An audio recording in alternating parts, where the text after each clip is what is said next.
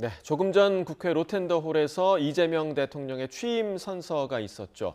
통합과 성장을 강조하는 모습이었는데요. 관련 내용 김영주 세명대 특임교수 그리고 전주회 전 국민의힘 의원과 함께 이야기 나눠보겠습니다. 안녕하십니까? 안녕하세요. 자, 조금 전에 취임 선서 아마 두 분 다 함께 보셨을 텐데 먼저 김 교수님 좀 어떻게 들으셨습니까? 네, 아무래도 이제 새 정부의 키워드가 통합, 성장, 회복입니다. 그리고 이제 뭐 평화라든지 문화 이런 뭐 부차적인 부분이 있습니다만은 취임 선서에도 나왔습니다만 모든 5,300만 국민 모두의 꿈이 달성되는 그 말 자체가 뭐 잘 사는 자, 못 사는 자, 좌파, 우파 이런 걸 가리지 않고 모든 국민들을 위한 정부가 되겠다. 그런 부분에서 실제로 분열을 끝내는 그런 어떤 보복 정치를 끝내는 대통령이 되겠다. 이런 것이 좀 눈에 들어온 장면이 아니었나 그렇게 보여집니다. 네, 취임 선서를 보면은 이제 국정 운영 방향을 좀 추측해 볼 수 있잖아요. 전 의원님은 어떻게 들으셨어요? 통합과 실용을 이제 강조를 하셨죠. 사실 뭐 이재명 대통령이 굉장히 실용적인 정책을 많이 해왔던 분이기 때문에 이제 그런 면에서 특히 경제나 민생이 어렵지 않습니까? 이제 그런 부분에 있어서 실용적인 이러한 그 대책을 좀 많이 내놓을 수 있겠다 하는 뭐 그런 기대감도 좀 가질 수 있는 대목이었습니다. 뭐 더도 말고 덜도 말고 취임 선서만큼만 하시면 성공한 대통령이 되실 수 있을 것 같습니다. 그래서 통합을 항상 또 강조를 하셨는데 어떤 그런 그 이분법적 그리고 지금 국민들이 12.3 그 계엄 이후에 사실 많이 마음이 분열되어 있는 상황입니다. 여기에서 대통령으로서 할 수 있는 저는 최초의 행보는 이런 통합적인 그런 행보를 좀 강조드리고 싶고요. 지금 인선도 하고 있습니다만 또 인선 과정에서도 좀 통합적인 그런 모습을 보여주면 좋겠다. 그렇게 생각합니다. 네, 오늘 오후에 이제 또 대통령실 인선 발표가 있을 거라고 지금 예고가 되어 있는데 어떤 인사들이 또 대통령실에 합류하게 될지 좀 기대가 되는 부분이고 조금 전에 이제 저희가 들어봤던 취임사에서 국민에게 하는 5가지 약속을 듣기도 했습니다. 국민이 주인인 나라, 다시 힘차게 성장 발전하는 나라, 모두 함께 잘 사는 나라, 문화가 꽃피는 나라, 안전하고 평화로운 나라. 저희가 이제 이번 그 선거를 진행할 때 새로 대통령이 될 당선인은 아마 이제 민생 회복에 또 힘을 써야 할 것이다라는 점을 좀 강조하기도 했는데 그런 이야기도 했거든요. 온 힘을 다해서 경제를 살리고 민생 회복할 것이다. 어떤 경제 전략 내놓을 거라고 좀 예상하십니까? 우선 뭐 최초로는 이제 그 전부터 얘기해왔던 비상경제 TF를 가동할 겁니다. 그것을 통해서 실제적으로 보면 실용적인 정책 그리고 또 제일 먼저는 아마 추경을 하게 될 것 같아요. 그리고 또 법에 있어서는 상법 개정을 비롯해서 그동안에 이 대통령이 추진해 왔던 여러 가지 어떤 주식 부양책이라든지 또 민생을 위한 에너지 정책 또 실용적인 여러 가지 다양한 정책들을 위해서 여러 가지 방책들을 내지 않겠나 싶고요. 우선 인선이 끝나고 나면 국정기획자문회의라는 것을 통해서 대통령 직속으로 예컨대 에너지 문제라든지 기후변화 문제라든지 민생 문제라든지 사안별로 어떤 그 대통령 직속의 위원회를 좀 추스리면서 하나하나 점검해 나가지 않을까 그렇게 보여집니다. 자, 새 정부 아무래도 통합과 경제, 민생 경제가 가장 중요할 텐데 어떤 경제 전략 내놓을까요? 오늘 이제 취임 선서를 보면 이제 뭐 성장도 강조를 했습니다만 함께 잘 사는 나라. 이것은 결국은 이제 복지도 좀 많이 강화되지 않을까 이제 이런 생각이 듭니다. 그런데 이제 이재명 대통령께서 이제 후보 당시에 하셨던 것이 어떤 그런 국민 기본사회위원회를 만들겠다 뭐 이런 얘기도 좀 하셨습니다. 그래서 그런 면에서 어떤 그런 그 성장이 일단 기반이 되는 복지가 돼야 된다는 말씀을 좀 드리고 싶고요. 그 다음에 또 이런 그 경제 이제 비상경제위원회 TF도 좀 가동을 하겠다 좀 이렇게 얘기를 하시기 때문에 그런 면에서 김영주 교수님 말씀하신 대로 추경을 통한 또 어떤 그런 경제 뭐 진작이랄지 아니면은 또 약자를 좀 살피는 뭐 이런 것들이 좀 나오지 않을까 좀 싶고요. 그리고 무엇보다도 저는 이제 경제도 중요하지만 지금 6달 동안 멈춘 그 외교를 좀 빨리 그 트럼프 대통령과 오후에 지금 통화를 할 것이다 이런 예측이 나오고 있는데 사실 근데 외교 부분도 지금 당장 해야 될 좀 시급한 과제가 아닌가 싶습니다. 예. 지금 미국과 뭐 중국 사이에서 실용적인 외교를 하는 것이 굉장히 좀 중요한 좀 단계이고 그리고 또 트럼프 관세 뭐 이런 것에 대응하는 뭐 그러한 실용적인 외교 정책도 현재 가장 뭐 시급한 것 중에 하나 아닌가 그렇게 생각이 됩니다. 네, 자 지금 말씀해주신 그 내용을 좀 이어서 가보면 오늘 그 취임 선서에서도 위기를 국익 극대화의 기회로 삼겠다 이런 이야기를 좀 했단 말이죠. 그러니까 특히나 지금 통상 현안이 좀 있는 상황이기 때문에 과연 미국의 트럼프 대통령과 이재명 대통령이 어떤 방식으로 소통할 것인가, 그러니까 대미 관계를 좀 어떻게 설정할 것인가 이 부분에도 좀 관심이 모아지는데요. 네, 그렇습니다. 이제 사실은 그동안에 강조한 대로 한미 동맹을 기본 축으로 해서 예.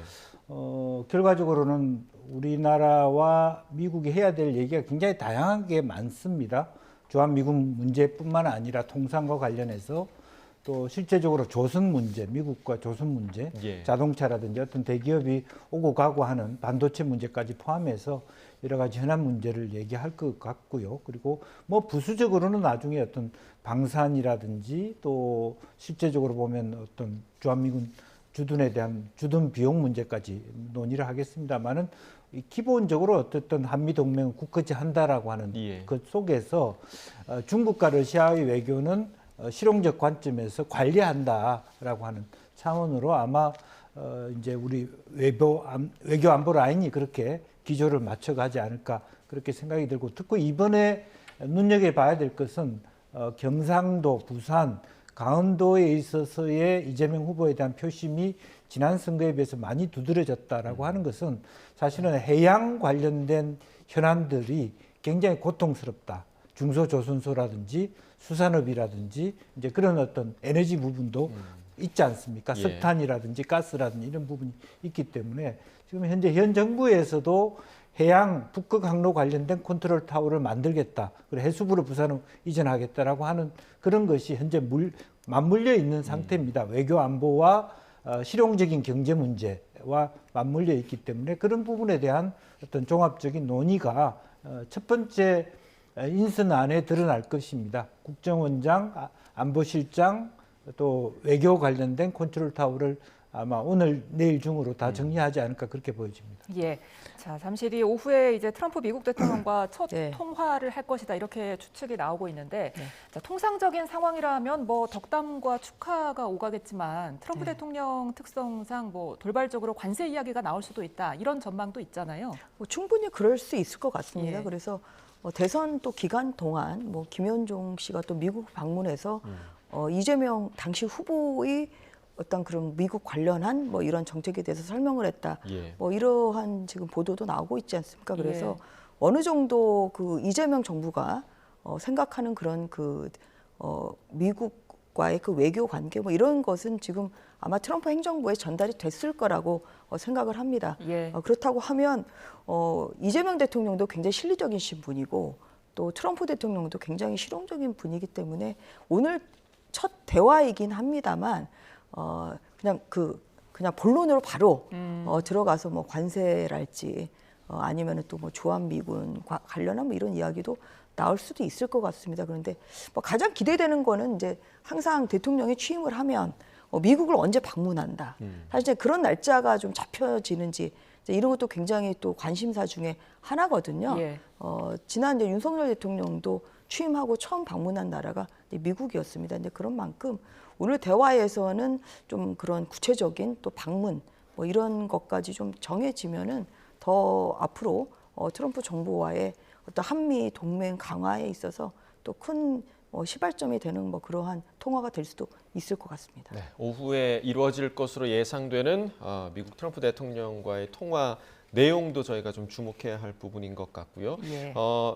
앞서서 이제 취임 선서 이후에 국회 사랑제로 이동을 해서 네. 국회의장이 이제 주재한 자리였습니다. 각 정당 대표들과 오찬을 하는 지금 오찬이 진행되고 있는 그런 상황인데 일단은 이 자리를 사실상의 거의 지금 취임 선서 이후의 첫 일정이거든요. 네. 이 자리에 대해서 좀 어떻게 평가하십니까? 아마 그것은 이제 사실은 윤석열 정부의 실패의 아픈 부분이죠. 협치라고 하는 부분이고 앞서서 뭐 우리 나오기 전에 토론해 보니까 실제로 윤 대통령께서는 자기 당과의 소통도 그렇게 원활하지 예. 않았다 이런 얘기까지 예. 나왔거든요. 이제 그렇다면 오늘 저도 뭐 무슨 우리나라에 사회민주당이 있는지 처음 알았습니다. 그런 대표가 있는지 각 당에 그야말로 국민들이 모를 수 있는 군소 정당의 예. 대표까지 한꺼번에 모아서 저런 어떤 우리가 의회에 진출하지 못한 당까지 모아서 이야기를 했다는 것은 좀 원활하고 폭넓은 그런 협치를 하겠노라라고 하는 이제 그런 선언이다 그렇게 봐야 될 것 같고요. 또 어쨌든 서로 이제 이념적 틀을 떠나서 다양한 이해관계, 다양한 입장을 좋아하는 것이 민주주의이기 때문에 이걸 옳다 그르다의 관점에서 보지 않겠다라는 천명일 수도 있고 또 그런 것을 통해서 각 정당이 모든 다양한 입장과 계급을 대표한다고 했을 때 그런 것을 통해야만 모두의 대통령이란 말을 들을 수 있는 것이 아니냐. 그러니까 큰 양자 정당의 그 의원들과 대표들만 만나는 것은 절반짜리의 대통령일 수밖에 없다. 예. 그런 의미도 제 안에 깔려 있다. 그렇게 봐야 될 것 같습니다. 예. 제가 이제 추가해서 말씀드리고 싶은 건 오늘 그 첫 이제 행사로 첫 오찬을 국회 각 당의 이제 대표들과 하신 거 굉장히 잘하신 것이고 이것이 일회성으로 끝나면 안 되고 통합의 메시지에는 저는 굉장히 중요한 부분이 국회 협치라고 생각을 합니다. 예. 이재명 대통령도 야당 그 대표 시절에 사실 윤석열 전 대통령과의 영수회담을 원했지만 또 잘 안 이루어지고 이런 좀 전례가 있지 않습니까? 그래서 이런 면에서 오늘 그 국회에서의 오찬이 이런 단발성으로 끝나는 것이 아니라 좀 꾸준한 그런 국회 협치 복원의 한 계기가 됐기를 좀 저는 간절히 바라는 마음입니다. 그리고 오늘 특히 김용태 국민의힘 비대위원장이 여러 가지 이제 이야기한 것 중에 당장 내일 이제 국회 본회의가 열리는데 예. 이제 거기에서 공직선거법 이제 사건에 대한 예. 그 법 개정, 그러니까 행위를 빼는 것은 이제 본인 그 이 대통령을 면소시키는 그런 이제 법이 되는 거죠. 그리고 또 뭐 본인에 대한 재판 정지법 사실 이런 것이 이제 안 되면 안 된다. 이렇게 되면은 여야 협치는 물 건너가는 것이기 때문에 그러한 것도 저는 좀 실현이 되면 좋겠다 말씀드리고요. 천하람 또 개혁신당 대표가 이야기하신 사법부에 대한 부분도 굉장히 중요합니다. 예.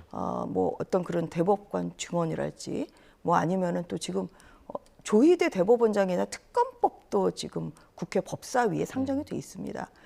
그래서 이런 오늘 그 각 당의 대표들이 한 이야기를 또 경청을 하시고 또 최소한의 어떤 그런 그 대화나 또 협치를 하려는 그런 노력이 좀 필요한 시점이라는 것을 다시 한번 강조드리고 싶습니다. 예. 자, 역시 뭐 화두였던 통합과 협치를 위해서는 네. 아무래도 제1야당인 국민의힘과의 네. 관계가 관계가 좀 중요할 그렇죠. 텐데 네. 그렇다면 이 대통령이 국민의힘을 향해서 어떤 메시지를 좀 내놔야 될까요? 계속 이제 그 어떤 그런 갈등 이제 조장적인 그런 발언이 있으면 안 된다고 생각을 합니다. 예.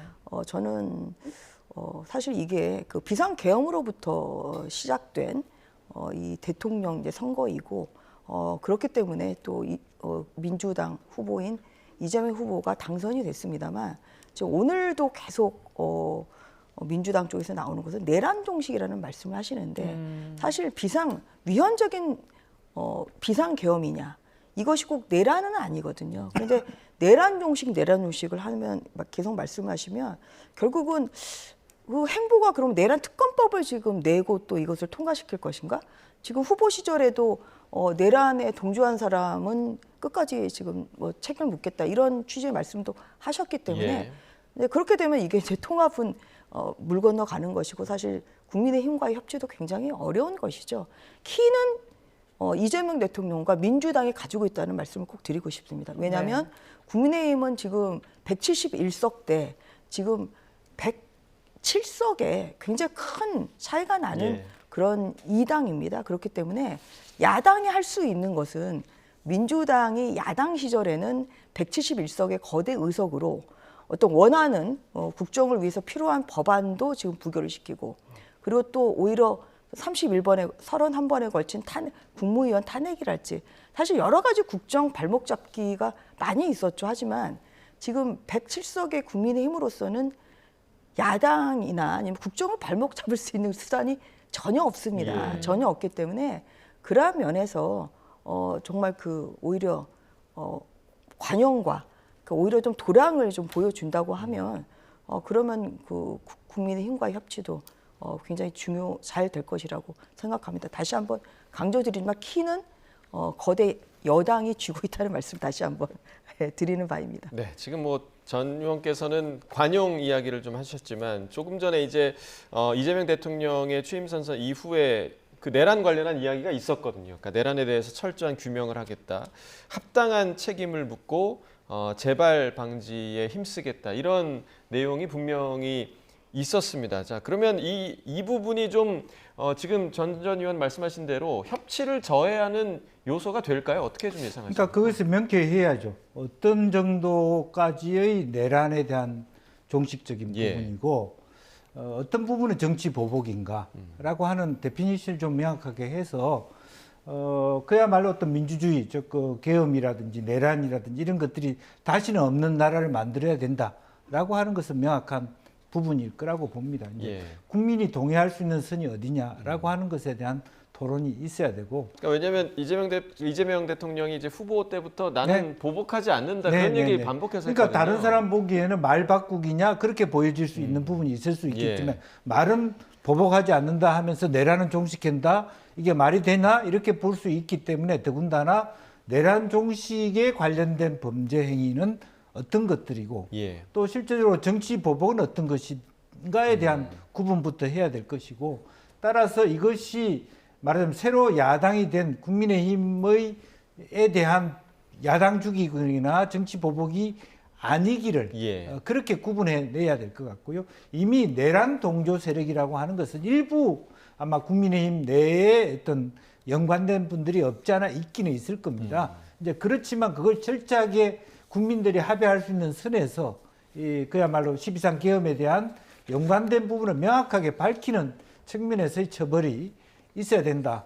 그것도 아마 그것도 일종의 국민의 명령일 수 있기 때문에 응양부양 대통령이 됐으니까 없던 일로 하자 이렇게 할 수는 없다. 예. 그런 말씀입니다. 저는 이제 그 이재명 대통령이 재발 방지를 말씀하셨는데 예. 재발 방지라는 건 결국은 개헌 아닌가 싶습니다. 개헌이 돼야 되겠죠. 왜냐하면 그 제왕적 대통령제에서 비롯된 이런 위헌적인 그 비상계엄이었죠. 더더군다나 입장을 바꿔서 생각하면 국민의힘이 지금 107석이기 때문에 만약에 이런 상황이 만약에 지금 그 집권 여당에서 시작된다고 하면 막을 수도 없습니다. 그러니까 예. 계엄 해제도 지금 못하는 그런 상황입니다. 그렇기 때문에 결국은 이러한 재발 방지라는 것은 제왕적 대통령제의 권한 분산, 그 다음에 또 국회의 사실 권한, 저는 그 과도한 여러 가지 권한을 가진 국회에 사실 특권 내려놓기도 따라야 된다고 생각합니다. 예. 그런 차원에서 이재명 대통령께서 후보 시절에도 개헌을 말씀을 하셨기 때문에 개헌에 대한 논의도 신속하게 이루어짐으로써 이러한 그 권한 남용, 대통령의 권한 남용이 재발하지 않도록 하는 그러한 모습을 좀 보일 필요가 있다고 생각합니다. 예.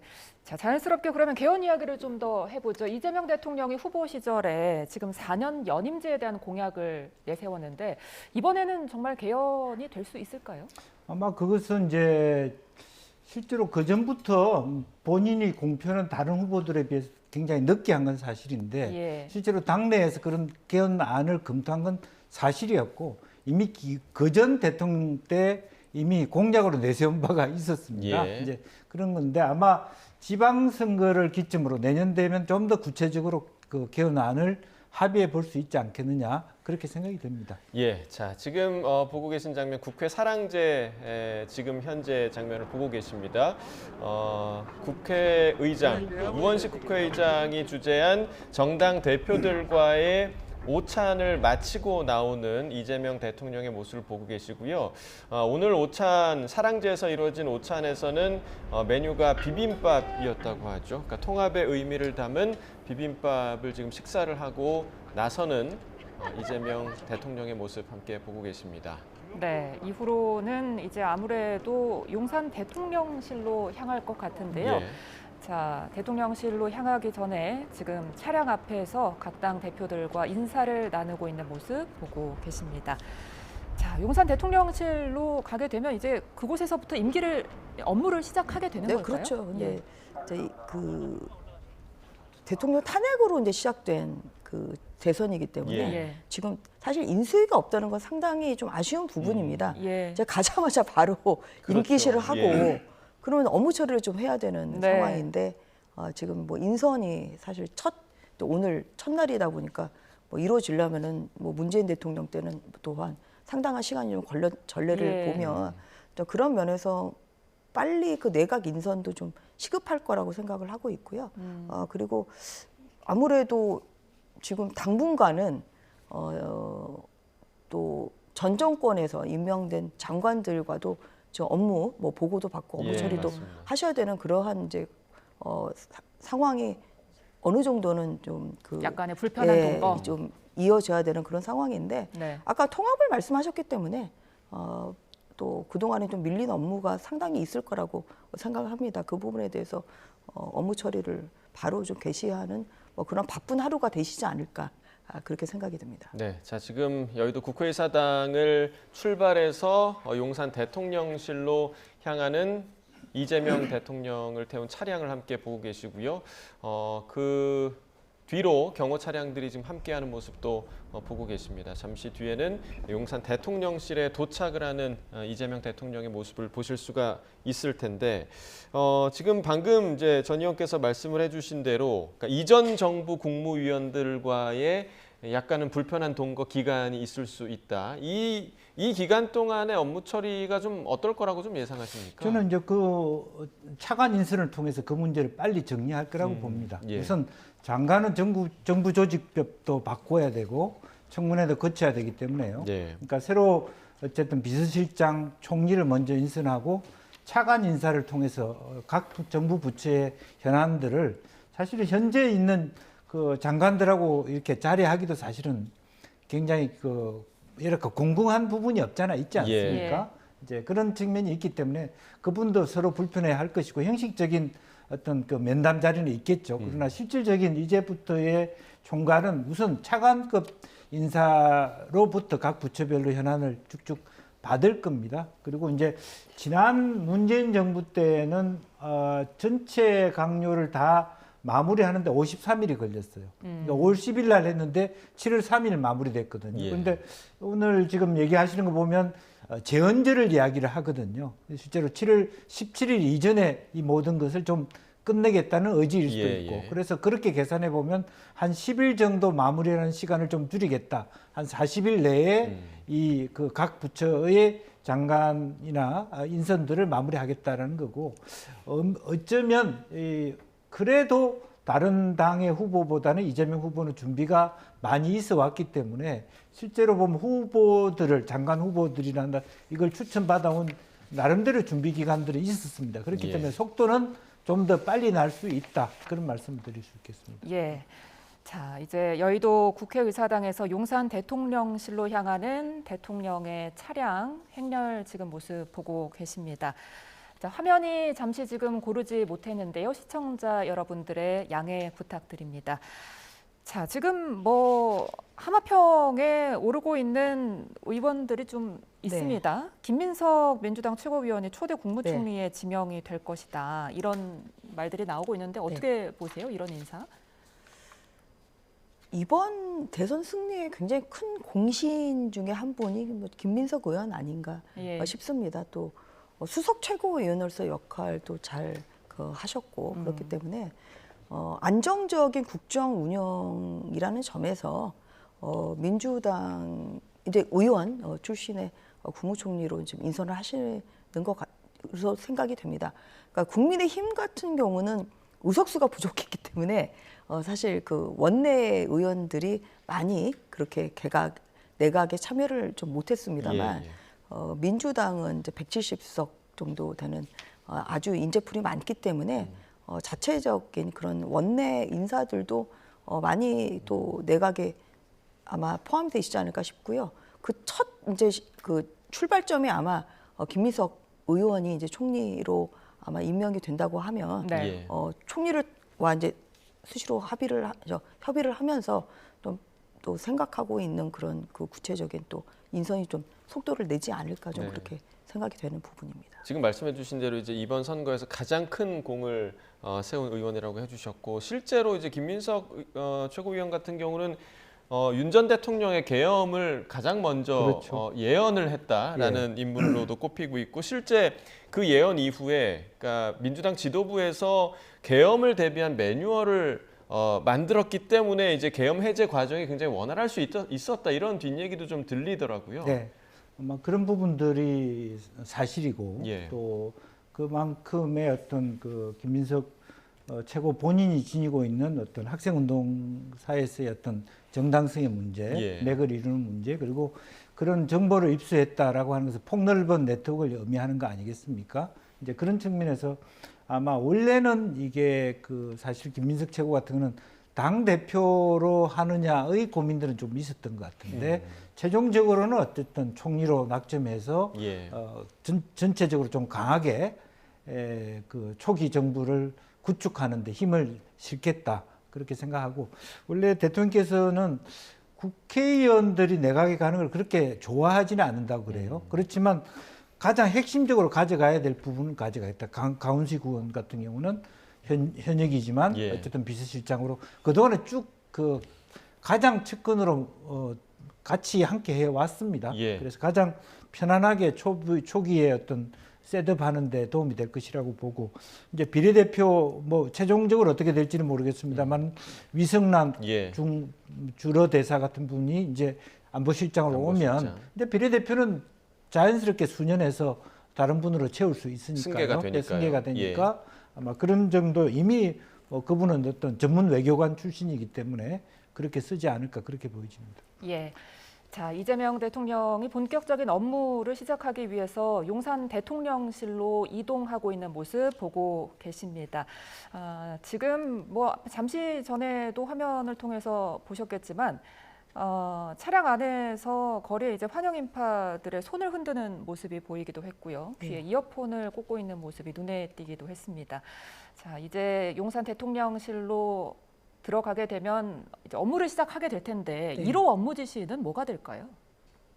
저는 안보에 관한 부분이 사실 굉장히 중요하기 때문에 네. 뭐 그런 부분에 대한 저는 보고가 당연히 국군 통수권자로서의 업무가 아마 있지 않을까 좀 그런 생각이 듭니다. 네. 그래서 물론 뭐 민생도 중요하고 뭐 경제도 중요하고 그렇습니다만 그리고 뭐 내일 또 국회가 또 본회의가 열리는 상황이긴 하지만 국군 통수권자로서의 업무 개시가 아마 대통령으로서의 최초의 업무 개시가 아닐까 저는 그렇게 생각이 들고요.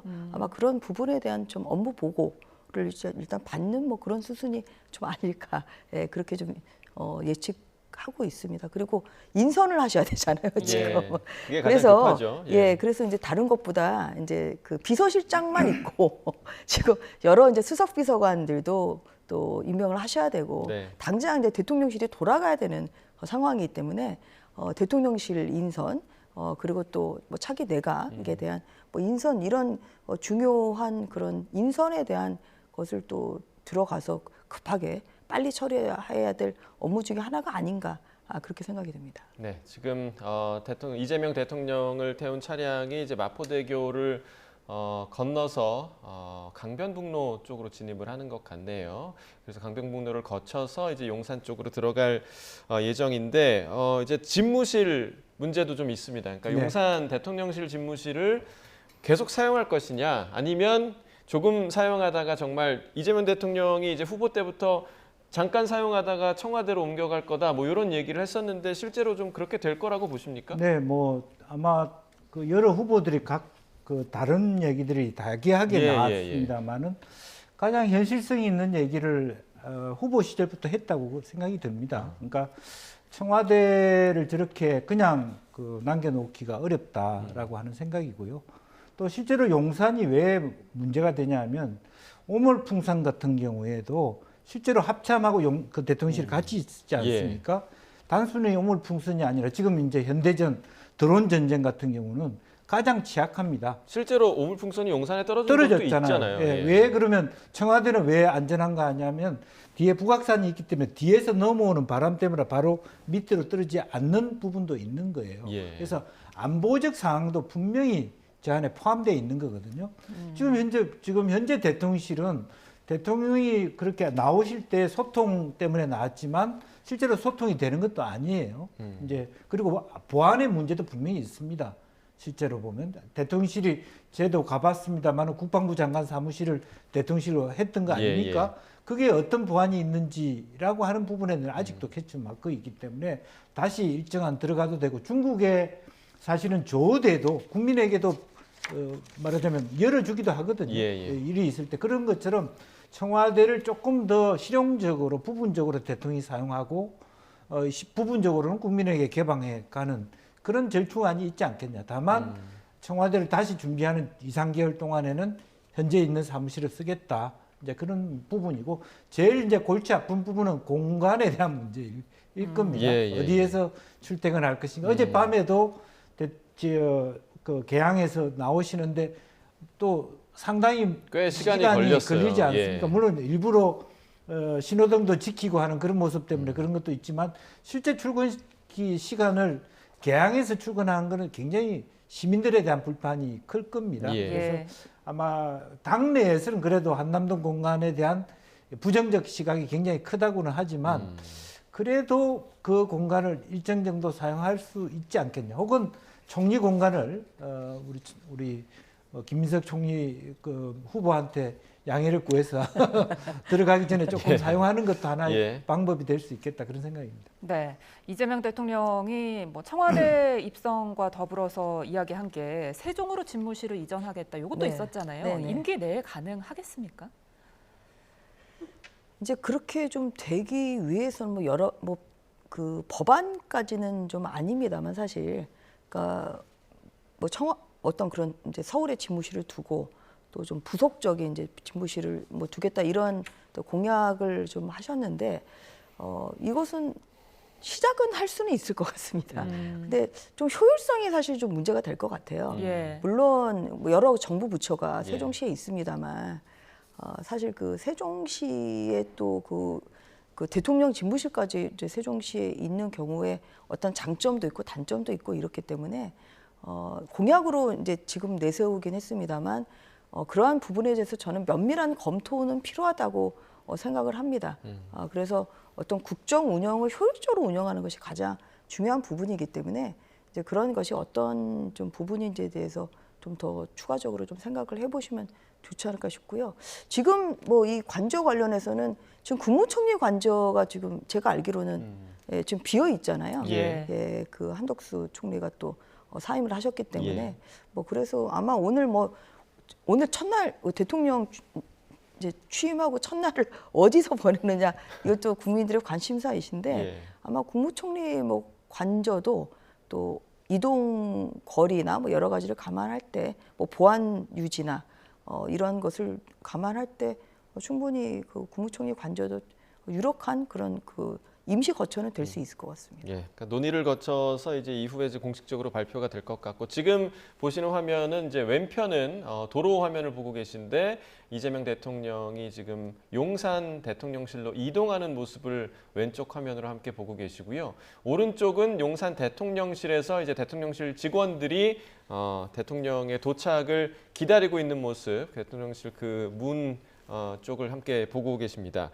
자, 어제 이제 선거 그 결과를 잠시 좀 다시 한번 좀 복기를 해보면 이재명 대통령의 득표율 49.42%였습니다. 사실 출구조사 결과에서는 51%가 넘는 득표가 예상이 됐었는데 거기에는 조금 못 미치는 수치였고 사실 민주당 내부에서도 50%가 넘을 거라는 기대감이 상당히 좀 많았던 것 같더라고요. 그렇습니다.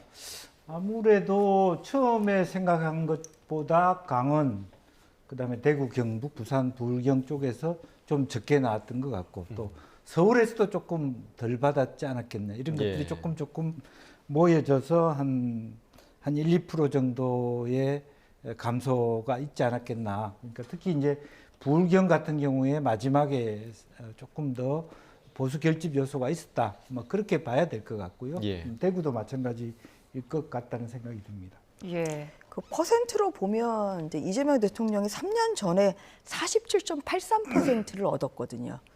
근데 이번에 이제 49.42% 그러면 한 1.6% 정도 오른 겁니다. 네. 그러니까 3년 전 결과와 큰 그런 그 상승은 아니었고 오히려 3년 전에는 정의당의 심상정 후보가 출마를 해서 한 3% 정도를 예. 얻어갔기 때문에 그러한 면에서 거의 뭐 3년 전과 비슷한 그런 이제 수치가 그 득표율 쪽으로는 이제 나왔다고 보입니다. 예. 다만 이제 서울 경기 지역에서 격차가 훨씬 좀 많아졌고요. 지난 대선에서 진 지역에서는 뭐 뒤집든지 뭐 아니면은 더 이렇게 폭을 좁혔고 뭐 대구 경북을 비롯한 불경 지역에서 그리고 또 뒤집은 데도 또 뭐 있었고요. 예, 예. 네, 그래서 이제 그러한 것이 전체적으로 또 그 대선 승리로 이어졌다고 생각합니다. 예, 말씀해주신 지난 대선과 비교해서 판세가 역전된 곳, 대표적으로 이제 서울과 충청 지역을 꼽을 수 있을 텐데 아무래도 계엄 사태 심판이 가장 큰 영향을 미쳤을까요? 아무래도 그렇다고 봐야 되겠죠. 예. 그러니까 마지막에 유세 때도 이 선거의 원인이 뭐냐, 12.3 계엄과 내란 아니냐 하는 것을 강조할 수밖에 없었다라고 생각하고 마지막 유세 장소를 여의도로 한 것도 그런 데 대한 어떤 다시 한번 각인 효과들이 있었다라고 생각이 듭니다. 뭐 결국 우리나라의 경우엔 독특하게도 충청도와 제주도에서 승리하는 사람이 승자다 이런 부분이 있는데 이번에도 여지없이 그렇게 맞췄고요. 그래서 지난번에 독특하게도 경기도와 사전투표의 경우 경기도와 제주도가 제일 성적이 낮았는데 그 지역에서의 투표율이 굉장히 제고됐거든요. 이제 그런 부분도 조금 더 어떤 그 말하자면 내란 세력에 대한 응징 투표의 성격들이 꽤 있었다 그렇게 봐야 될 것 같습니다. 네. 자꾸 이제 김영주 교수님 네. 또 내란이라 그러는데 아무튼 그거는 좀 협치를 위해서는 좀 저는 좀 자제를 하시는 것이 좋겠다 네. 말씀을 다시 한번 드리고요. 그 서울 같은 경우는 이제 격차가 국민의힘과 한 6% 정도 차이가 났습니다만 예. 이준석 후보가 서울에서 거의 10% 가까이 득표를 했거든요. 예. 네. 그래서 이재명 대통령이 이제 47% 그리고 국민의힘이 또 41%. 근데 국민의힘과 개혁신당을 합치면 오히려 50%가 넘게 그렇게 나왔기 때문에 이번에 보인 그런 수도권의 민심이라는 것이 물론 3년 전에는 윤석열 대통령이 4% 정도 서울에서 이겼죠. 그래서 거기에 비하면 지금 이번에는 이제 한 9% 빠진 그러한 국민의힘의 좀 상황이 되기는 했습니다만 한편으로는 서울에서 오히려 이재명 그 대통령이 생각보다는 득표율이 좀 오히려 예상에 좀 못 미치는 면도 좀 있을 것 같습니다. 그래서 이제 각 당이 이긴 쪽은 이긴 쪽대로 그리고 또 패배를 한 국민의힘은 국민의힘대로 또 여러 가지 치밀한 분석을 할 것인데요. 그런 면에서 아무튼 서울에서의 그런 민심이 이번에 아무튼 또 총선 그 대선 승리를 결정하는 데 있어서 아무튼 크게 좀 작용했다고 생각합니다. 네. 네. 지금 뭐 분석해 주신 대로 서울에서 그 예상보다 큰 차이가 나지 않았다라는 분석이 꽤 있는 것 같기도 하고요. 그리고 부울경 쪽도 좀 주목해 볼 만한 것 같습니다. 네. 왜냐하면 지금 울산 같은 경우는 어제 출구조사에서 오히려 네, 그렇죠. 이재명 네. 대통령이 이기는 걸로 네. 예측이 됐었는데 이제 네. 물론 결론은 김문수 후보가 더 많은 네, 네, 득표율을 올리긴 했고 네. 그래도 부산, 울산, 경남 평균적으로 보면 한 40% 내외의 득표율을 보였다는 것. 이 부분은 사실 국민의힘에서 조금 분석해야 할 부분이 아닐까 좀 생각이 드는데 네. 좀 어떻게 보십니까? 그러니까 대구 경북에서 이제 40% 넘게 이기긴 했습니다만 그래도 3년 전에는 50%를 이겼거든요. 예. 대구 경북에서 예. 이제 그것보다 한 뭐 6, 7%좀 빠진 그런 수치고요. 특히 부울경에서는 20%를 정도 이겼는데 이제 이것도 좀 수치가 많이 좀 빠진 그런 상황이라 예. 그런 면에서 국민의힘의 지지가 견고함을 다시 한번 확인할 수는 있었습니다만 예전 같지는 않다. 예. 그러한 점을 또 당에서는 무겁게 받아들여야 될 것 같습니다. 예, 자 이번 대선 결과에 따라서 이제 여대 야소로 정치 지형이 바뀌게 됐는데요. 그러면서 이제 민주당에서는 뭐 특검법이라든지 관련 법 추진에 이제 속도가 붙겠죠? 네. 아무래도 이제 뭐 트럼프 행정부도 그렇게 됐습니다만은 결과적으로는 대통령 선거와 양하원 선거에서 상당히 어떤 여당이 다수가 되는 데 대해서 힘을 실어줬습니다만 지금 갑작스러운 선거입니다만은 보궐선거가 됐습니다만 어쨌든 결과적으로는 여대한 그런 입장에서 그 실제적으로 뭐 이 정부가 하고자 하는 것들이 굉장히 쉽게 해결될 수 있는 부분인데 제일 문제는 이제 자제와 절제를 할 수 있느냐의 문제이겠죠. 예. 네. 국민들이 여전히 모든 힘을 다 압도적으로 주지 않았다라고 하는 것을 좀 생각해 볼 필요가 있겠습니다. 뭐 원래는 한 55%까지 넉넉하게 득표를 받았으면 좋겠습니다만은 국민들께서 그렇게 표를 주지 않은 것은 과도하게 우쭐대지 말라라고 하는 한편에서의 시그널도 그 안에 숨어 있다고 예. 보여지거든요. 그래서 그런 의미에서 정부가 하고자 하는 것을 시원하게 하되 그렇다고 모든 권력들을 그렇게 무소불위적으로 그렇게 사용해서는 안 된다라는 시그널도 잊어서는 안 될 것 같습니다. 네, 이렇게 이제 행정부와 입법부의 권력이 한쪽으로 쏠리는 현상, 이것 때문에 사실 국민의힘에서 선거 유세 기간에 외쳤던 것도 괴물 독재 아니었겠습니까? 네네. 그러니까 여대 이제 야소의 상황이 이제 국정 운영을 생각하는 대로 할 수가 있고 또 필요한 입법이 국회에서 이루어질 수 있기 때문에 그런 뭐 국정 수행에 있어서는 굉장히 도움이 되죠. 예. 근데 한편으로는 이제 견제와 균형이 상당히 좀 깨져버린 그런 이제 상황이 돼버렸습니다.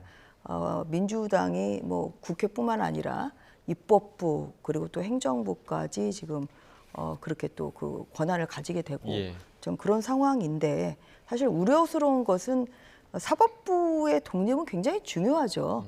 그 아무리 그 절대 권력을 가진 대통령이라고 하더라도 사법부를 내 마음대로 뭐 증언을 시키고 또 어떻게 할 수 있다. 사실 저는 그런 생각은 좀 위험하다고 생각을 합니다. 네, 잠시만요. 자, 지금 대통령실, 용산 대통령실의 모습을 보고 계신데요. 이재명 대통령이 이제 처음으로 용산 집무실에 도착을 해서 차량에서 내리는 상황 함께 보고 계십니다. 네, 자. 대통령실 앞으로 이제 마중 나온 직원들과 악수를 하는 모습 보시고 계시고요. 아까 차량으로 이동하면서 귀에 이어폰을 꽂고 있었는데 이어폰을 다시 이제 정비해서 주머니에 넣고 있는 모습도 눈에 띕니다. 네, 오늘 용산에 도착해서 어떤 것으로 첫 업무를 시작할지 이 부분에도 관심이 쏠리고 있고 또 대통령실 인사와 관련해서도 어떤 인선이 발표될지 이 부분에 상당한 관심이 쏠리고 있는 상황입니다. 자, 지금 분주한 그 대통령실 직원들의 모습도 함께 보고 계신데요. 네. 자, 저희가 조금 전 보여드렸던 이재명 대통령이 용산 대통령실에 처음으로 도착한 모습 다시 한번 보고 계십니다. 자, 용산 대통령실도 어제 뭐 준비하느라 좀 바빴을 것 같은데 어땠을까요? 네, 그렇습니다. 지금 이제 대통령이 내리시면서 왼쪽에 있는 분들한테 자료를 줬잖아요. 예. 그분은 당에 계신 분입니다. 그렇기 때문에 편안하게 자료를 줬고 국민들이 보시면 대통령이 됐다고 그만하게 내리자마자 손을 뻗쳐 자료를 주나 그런 게 아니고 예. 평소 자기 비서입니다. 당에서 예. 같이 있었던.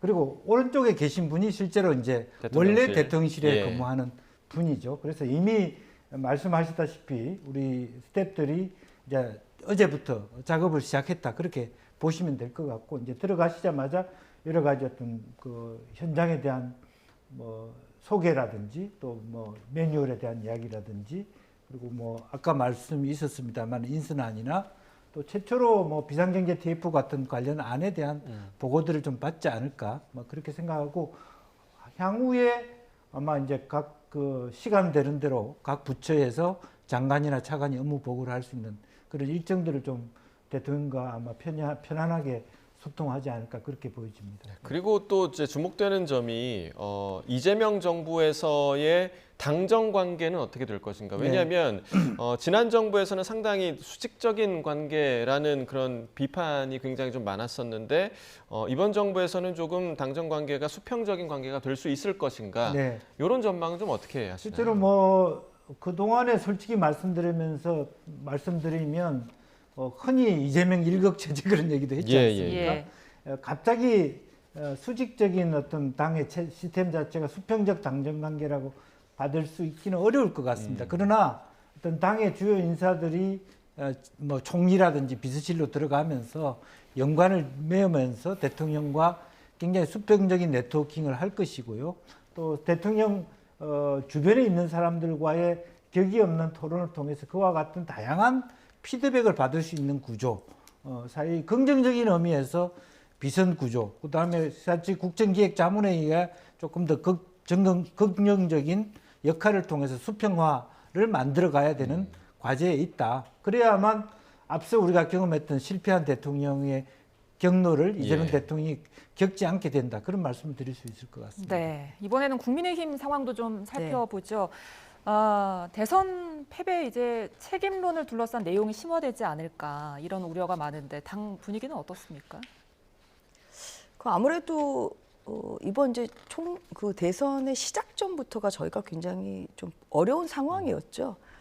비상계엄, 그 위헌적인 비상계엄에서 비롯된 것이기 때문에 이제 그런 면에서 이번에 국민의힘에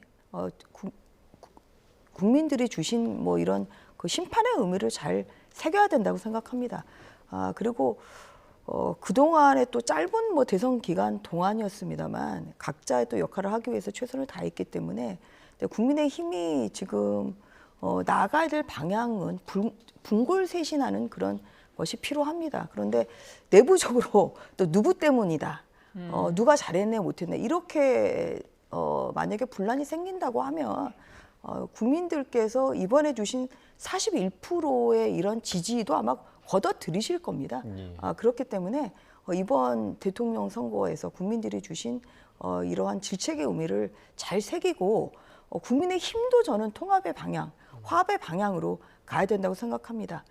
그래서 이런 그 당이 하나 되는 모습을 보이고 또 쇄신하는 좀 그런 노력을 치열하게 할 때 국민들께서 마음을 돌리실 거라고 생각을 하고 있거든요. 그래서 당의 화합이 굉장히 중요하다는 말씀을 다시 한번 강조하는 바입니다. 네, 자 쇄신 뭐 이런 이야기도 나오고 있지만 벌써부터 이제 당권 싸움과 관련한 이야기가 나오고 그러니까 뭐냐면 있단 말이에요. 그 야당의 당 대표라는 자리가 별로 그렇게 뭐 멋진 자리가 아닙니다. 그러니까 여당 대표는 할 수 있는 권한이 굉장히 많은데요. 야당 대표는 할 수 있는 것이 별로 없습니다. 제가 21대 국회 때도 전반부에 야당을 하다가 이제 후반부에 여당을 했습니다만, 그래서 이 선거도 지금 지고, 그리고 좀 탄핵이 된 이 야당의 당 대표라는 것이 뭐 그런 대단한 자리가 아니기 때문에 당권 싸움을 하면서 서로 분열하는 이런 모습은 절대 비치지 말아야 된다. 본인의 어떤 장점을 내세우면 몰라도 상대방을 비난하는 것은 저는 최대한 자제를 해야 된다고 생각합니다. 그런데 이제 지난 그 경선 이후의 과정, 그러니까 한덕수 총리로의 이제 단일화 과정이 막 굉장히 좀 내용을 겪은 과정 중에서 얘기가 나왔던 게 지금 국민의힘이 대선이 아니라 이후의 당권을 보고 지금 싸움을 하고 있는 거 아니야? 이런 비판도 있었거든요. 그래서 이제 그런 것이 저도 당원의 한 명으로서 굉장히 우려스러운 거죠. 왜냐하면 지금 내년 이제 지방선거를 앞두고 당을 재정비를 해야 되거든요. 그래서 이제 그런 차원에서 이게 뭐 책임론으로 그러면은 뭐 대선 실패의 책임이랄지 아니면 더 올라가서 왜 비상계엄을 하게 되냐 이런 것까지 이제 하게 되면 이게 국민들의 눈에는 이게 집안 싸움으로밖에 안 보이는 거거든요. 그래서 이제 그런 차원에서 물론 그 어떤 그런 이번에 그 득표율이 가지고 있는 의미는 그건 제대로 파악을 해야 되겠죠. 해야 되겠지만 이것이 주는 그런 의미를 긍정적으로 이렇게 개선을 하는 방향으로 나가야지 이것을 그래서 이제 과거가 어땠느냐 이렇게 한다고 하면 그것은 국민들의 눈을 더욱더 눈살 찌푸리게 하는 것이고요. 국민의 힘도 미래를 향해서 나가야 된다고 생각합니다. 네. 자, 어쨌거나 뭐 자당의 대통령이 파면된 상황에서도 김문수 후보가 41%대 득표를 얻으면서 김문수 후보가 이제 차후에 당권 싸움에 나서지 않겠느냐 이런 추측들도 나오거든요. 어떻게 네. 보십니까? 아마 이제 여러 가지 어떤 책임론에 대한 토론을 어떻게 할 것인가에 대한 문제입니다. 기존의 소위 친윤계라고 하는 분들이 스스로 퇴각을 할 것인지 아니면 여전히 자기 정당화를 위해서 특히 내년 지방선거의 공천권이라든지 그런 것들 감아지고 싸움을 하게 될 경우에 만만치 않을 겁니다. 왜냐하면 한동훈 대표라든지 전 비대위원장 같은 경우에 아직까지 세력이 안정화되어 있지 않기 때문에 그런 의미에서 소위 친윤계와 또 김문수 뭐 같으면서도 다른 부분이 있고요. 또 한동훈계가 내부적으로 있기 때문에 상당히 또 과거의 친이 친박의 싸움에 재현이 될 가능성도 저는 없지 않아 있다. 물론 이제 그분들이 샅샅이 흩어져 있다고 하지만 사실은 그런 성적들도 없지 않아 있어서 과연 이 싸움에서 그냥 김문수 후보가 패배의 책임을 지고 더 이상 당에 개입을 하지 않겠다고 얘기를 하실지 아니면 이참에 계속 당을 틀어지고 가겠다고 얘기할 것인지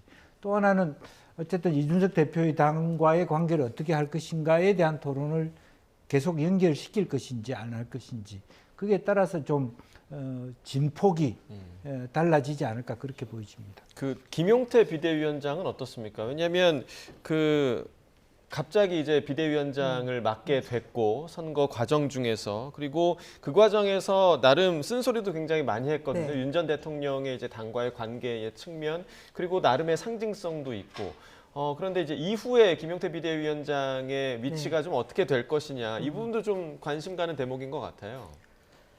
지금 이제 종전에 이제 비대위원장의 임기만 이렇게 채우는 것이기 때문에 아마 6월에는 일단 그 비대위의 임기가 6개월이거든요.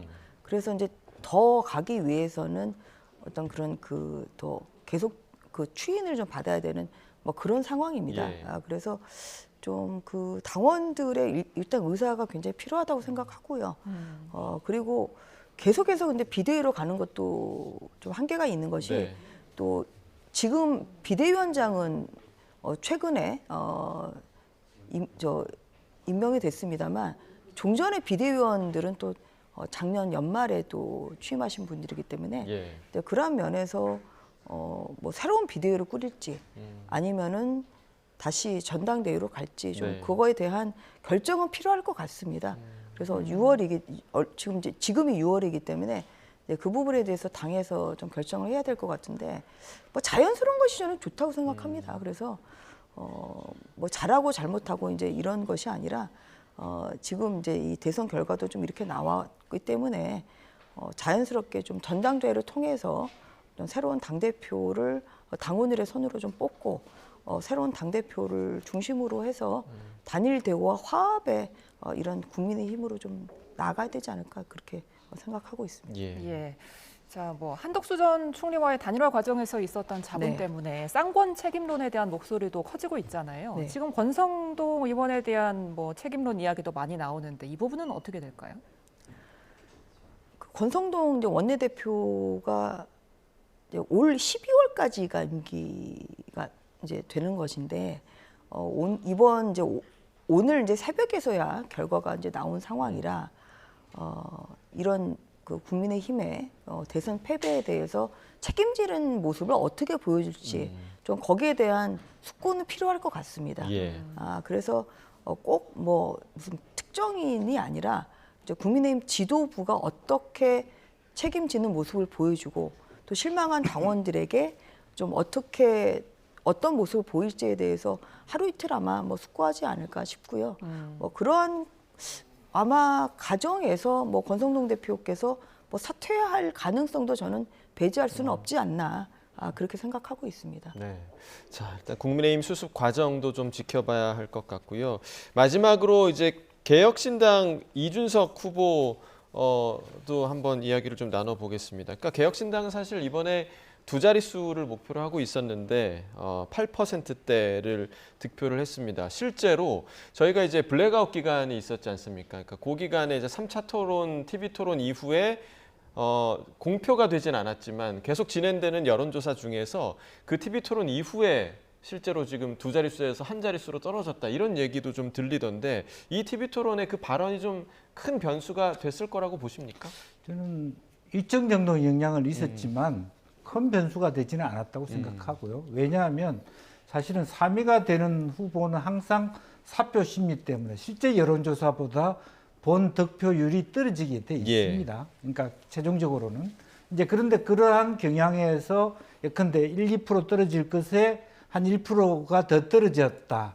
그렇게 봐도 될 것 같습니다. 그러니까 물론 그 자체가 적지 않은 영향이죠. 왜냐하면 10%가 되는 거하고 9%가 되는 것은 선거 비용의 절반을 보존받을 수 있느냐 없느냐는 상당히 군소 정당으로서는 굉장히 중차대한 것이고 이준석 후보한테도 굉장히 미래를 어떻게 볼 것이냐에 대한 관점의 바로미터가 될 수 있었기 때문에 그런데 그런 의미에서 보면 사실은 10%가 될 수 있었을 텐데 아마 9%, 10% 선에서 8%대로 떨어져 내려간 것은 아마 그런 영향도 없지 않아 있었을 것이다. 또 하나는 그런 어떤 특정한 발언보다는요, 태도, 토론의 태도, 네. 그런 부분이 훨씬 더 많이 좀 마이너스이지 않느냐. 그러니까 몇 프로를 받았다기보다는 저 후보는 참 다음에는 한번 찍어보고 싶어. 이번에는 아쉽지만 이런 마음을 남길 수 있어야 되는데 그런 발언과 그런 태도 때문에 똑똑한 건 알겠는데 실제적으로 정이 안 간다든지 이제 그런 부분이 좋은 이미지로 마무리하지 못했다라고 하는 것이 좀 아쉬운 대목이다. 저는 그렇게 생각합니다. 예. 자, 한편 뭐 단일화를 거부한 이준석 후보에게 책임론을 뭐 말하기도 하는데 홍준표 전 대구시장이 이준석 탓이 아니다 이렇게 반박을 했습니다. 단일화를 하기 위해서는 서로 이제 마음이 동해야 되는데요. 이것을 뭐 단일화가 안 된 것이 뭐 누구의 잘못이다 이렇게 얘기할 건 아닌 것 같습니다. 국민의힘은 저는 자강을 해야 된다고 생각합니다. 그러니까 단일화를 하기 위한 뭐 어떤 그런 뭐 이런 뭐 기초 작업이 잘 돼 있는 상황이었다고 하면 또 결과가 뭐 다르게 나왔을 수도 있겠습니다만 이번은 굉장히 짧게 시작한 대선이었기 때문에 또 국민의힘 후보도 너무 늦게 이제 확정이 됐고 거기에서 그냥 우리가 이겨야 되니까 무조건 사퇴해달라. 사실 이것은 받아들이기가 쉽지가 않거든요. 이제 그렇기 때문에 그런 면에서 단일화를 위한 그러한 저는 뭐 환경 조성이 안 된 상황이라고 생각을 하고요. 그렇지만 또 이준석 이제 후보가 이번에 그래도 의미 있는 수치 10%는 넘지 못했습니다만 8.34% 의미 있는 수치를 또 받았고 또 개혁신당과 국민의힘이 또 뭐 어떤 가치관이나 그런 데 있어서 큰 차이가 나지 않기 때문에 저는 뭐 당대 당의 그런 뭐 통합이나 뭐 이런 것도 좀 나올 수 있는 그런 뭐 분위기가 무르익는다고 하면 다음 대선에는 그렇게 각각의 후보가 아닌 한 명의 후보가 나설 수도 있는 상황이 될 수 있다고 생각합니다. 알겠습니다. 자, 이재명 대통령 취임과 또 어제 대선 결과에 대한 분석 두 분과 함께했습니다. 김영주 세명대 특임교수, 전주의 전 국민의힘 의원과 이야기 나눠봤습니다. 두 분 말씀 고맙습니다. 네, 감사합니다.